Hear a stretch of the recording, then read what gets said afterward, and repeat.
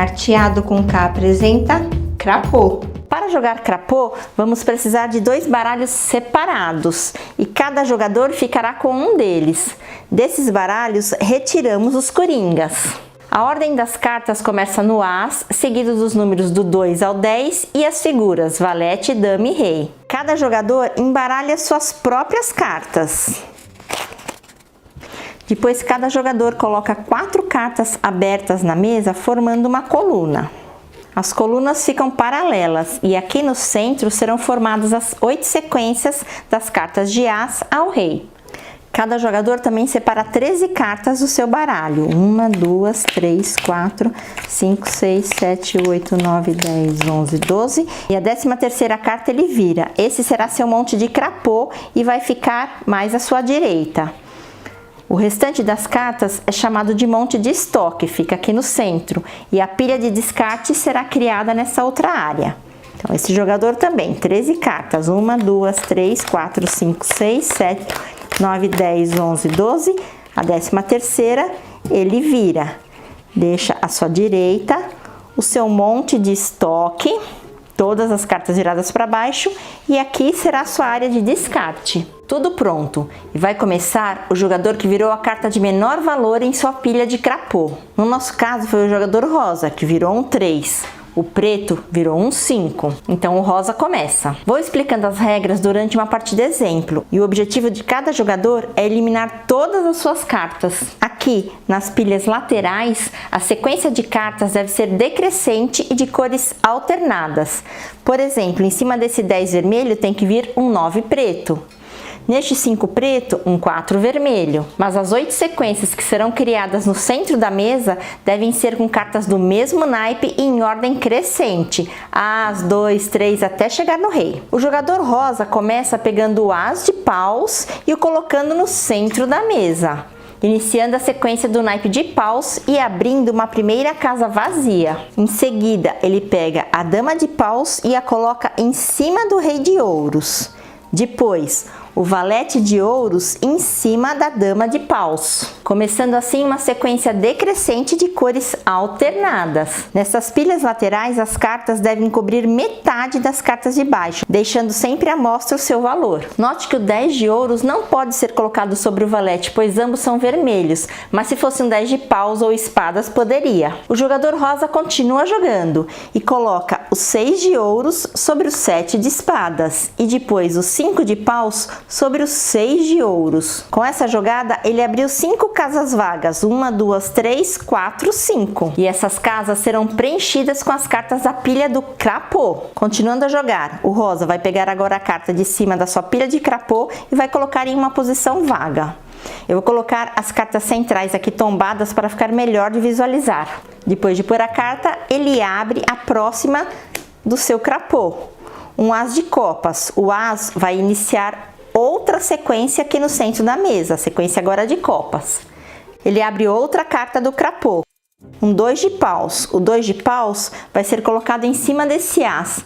As sequências que são formadas aqui no centro podem e devem cobrir toda a carta de baixo. Abre mais uma carta do seu crapô, um 8 de espadas. Esse 8 de espadas ele vai ocupar mais uma casa vaga. Note que ainda faltam 3 casas vagas para ele ocupar. Vira mais uma carta do crapô, a dama de copas. Próxima, um 2 de espadas. O 2 preto pode ser colocado em cima do 3 vermelho. Abre mais uma carta. Um 5 de ouros. Abre mais uma carta. Um 5 de espadas. Vai colocar aqui, preenchendo todas as 8 casas laterais.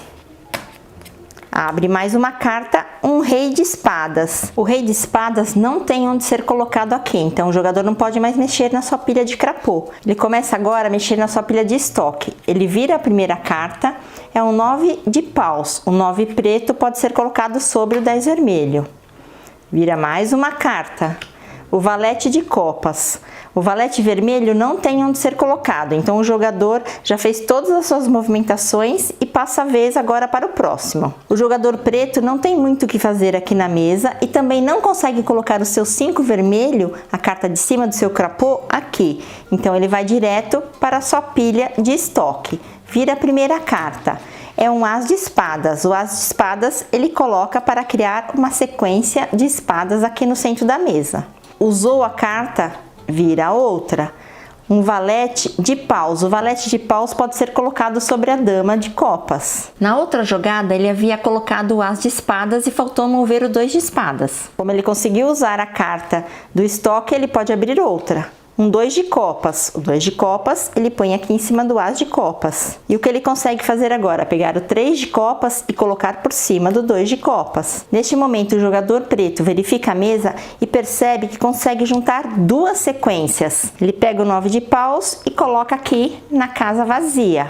Aí ele pega o 10 vermelho, põe por cima do valete preto. Em seguida, o 9 preto em cima do 10 vermelho, abrindo agora duas casas. Uma vez liberada uma casa, ela não precisa ser ocupada imediatamente, pois pode ser usada para facilitar a movimentação das cartas entre duas sequências. Como o jogador só pode passar uma carta de cada vez de uma sequência para outra, ele não pode transferir duas cartas de uma vez se não houver uma casa vazia que lhe sirva de ponte. Pode pegar agora os seus 5 de ouros da pilha de crapô, colocar em uma das casas vagas e continuar virando a sua pilha de crapô. Uma dama de espadas. A dama de espadas vai ser colocada em cima do rei de espadas da pilha de crapô do jogador rosa. E ele vira uma próxima carta.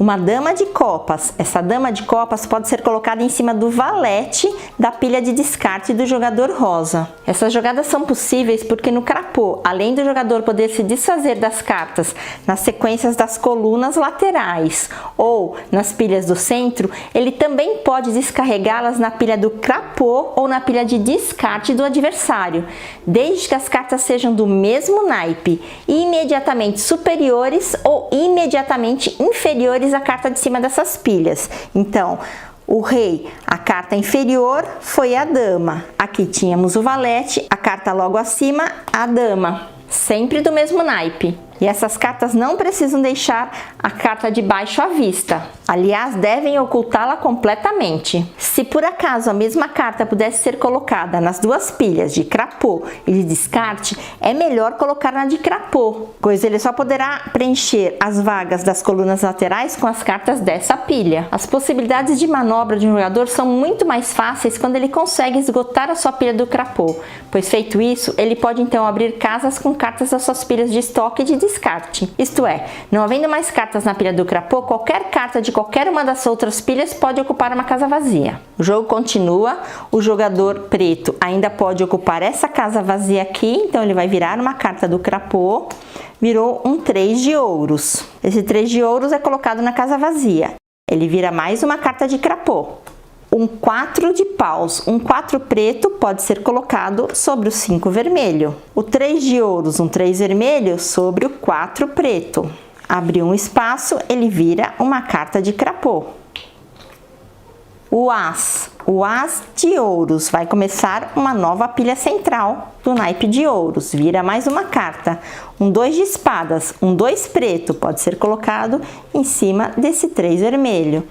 Mais uma carta. Um 3 de espadas, o 3 de espadas pode vir diretamente para essa pilha do centro. Mais uma carta do crapô. O rei de paus.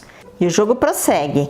A vez do preto, ele não tem mais nenhuma carta de crapô. E ele vai virar a sua última carta de estoque. Um 2, ele consegue colocar aqui. Quando a pilha de estoque acaba, independente da de crapô ter acabado ou não, o jogador pega a sua pilha de descarte e transforma em estoque e continua jogando. Vira a primeira carta, um 10 preto. É a vez do preto, ele só tem uma carta. Ele vira a carta, um 4 de espadas. Quando o jogador se desfaz de todas as suas cartas, o jogo acaba e ele é declarado vencedor. Pode acontecer do jogo travar, nenhum jogador consegue colocar mais nenhuma carta. Nessa situação, o jogo é declarado empatado.